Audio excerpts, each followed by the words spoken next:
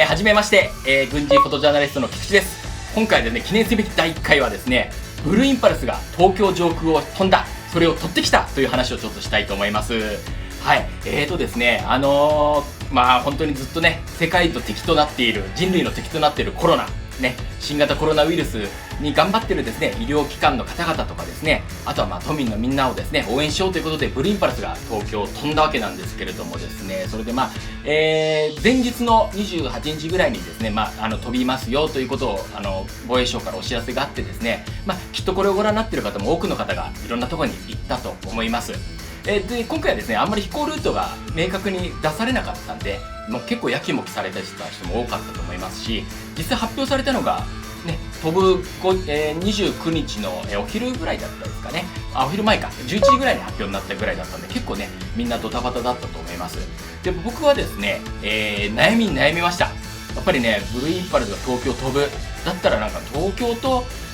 ブルーインパルスがうまく絡むようなとこはないかということでですね、いろいろ地図とにらめっこしてですね、僕が選んだのはレインボーブリッジ。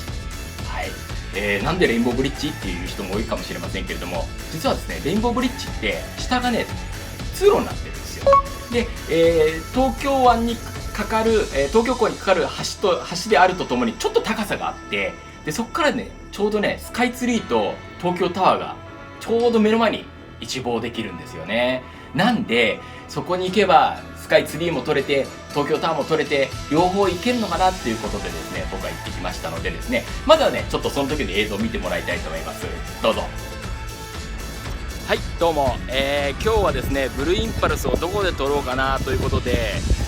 レインボーブリッジに来てみました。青空でここだったら、スカイツリーとかですね東京タワーも一望できるんで、結構いい絵になるんじゃないかなと思って、期待しております。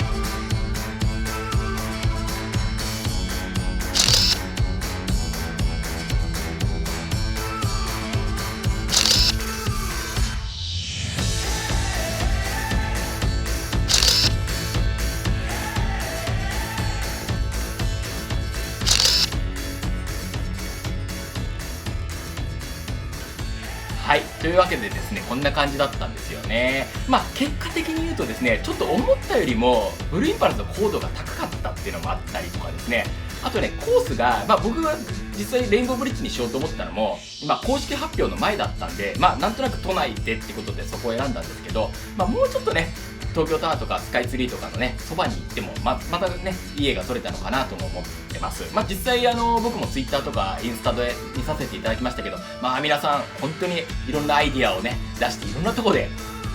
撮ってましたね。特に今回頑張ったのは、新聞社とかテレビ局が割といい映像が多かったんで、それはね、ちょっとね、僕も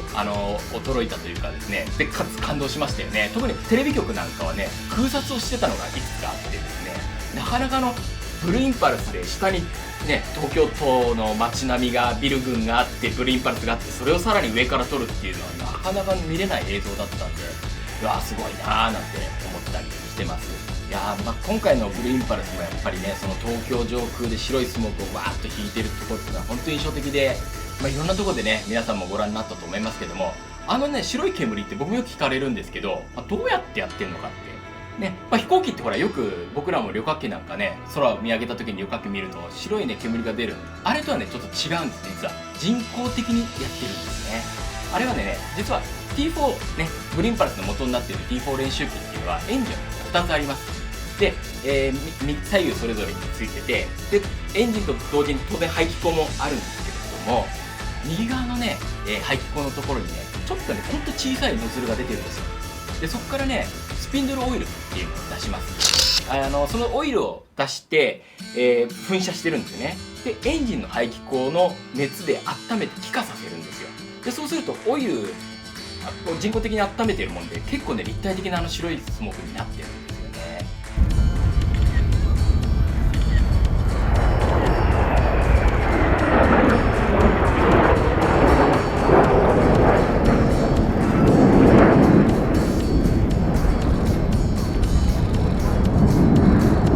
オイルの噴射っていうのはパイロットがコントロールできます。それがね、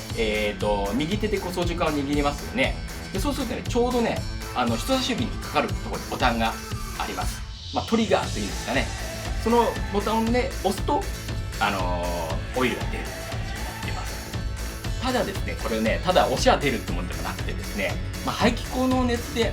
温めて気化をさせることによって立体的になるということはどういうことかっていうと、常に右側のエンジンはハイパワーにしてるんですよ。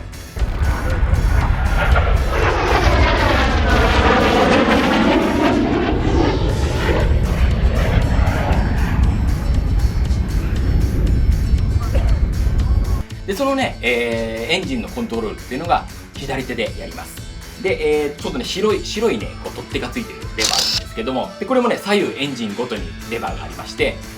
右側は全部フルパワー、ハイパワーなんで倒しっぱなしになってるんですね。ですからパワーをコントロールするのは左のエンジンだけ。もう右は常にハイパワーになってるもので、かなり操縦がやっぱり難しいそうなんですよ。で今回みたいにね、こうスーッとこう通ってるだけなようなんですけれども、やっぱり、ね、スピードとパワーのコントロールだって他の機ともね、合わせなきゃいけないんで、一機だけが自由にはできないということで、そのチームプレーも活かせなきゃいけないということで、結構なかなかの、難易度の高さなんだそうです。でブルーインパルスのスモークっていうとですね、今年ですね、東京オリンピックに向けて聖火が日本に到着しました。場所は松島基地でした。そこでですね、それを記念しまして、ブルーインパルスがカラースモークを引いたんですよね。実はね、1964年の東京オリンピック開会式の時にね、86のブルーインパルスが五輪を描いたってことが有名なんですけども、ちゃんと五輪カラースモークだったんですよね。しばらくね、カラースモークは使ってたんですけれども、99年にですね、一回その環境的な問題もあるってことで、実はね、取りやめた時期がありまして、でその99年を境にずっとカラースモークやってなかったんで、2020年は復活した年だったんですよね。ということでね、できればね、今回の東京上空もカラースモークで飛んでほしかった。それは多分ね、ご覧になった皆さんもそうかもしれません。僕もその1960年の東京オリンピックを知りませんし、その伝説となったブルーインパルスのカラーでの五輪なんてのは見たことも、もう映像ニュース番組でしか見たことがないんで、今回のね、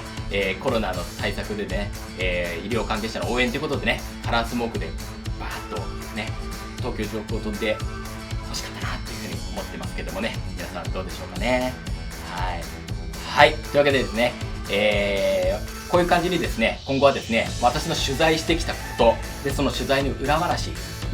ミリタリーにまつわるニュース、自衛隊限らず米軍とかいろんな国の軍隊とかですね、そういった情報発信の場としてここを使っていけたらなというふうに思っておりますので、皆さんもね、ぜひチャンネルの登録をお願いします。いいねもしてくれると嬉しいです。下のコメント欄にも書き込みますので、皆さん何かリクエストとか、あったらどんどん書き込んでください。今後ともよろしくお願いします。今日はありがとうございました。またね。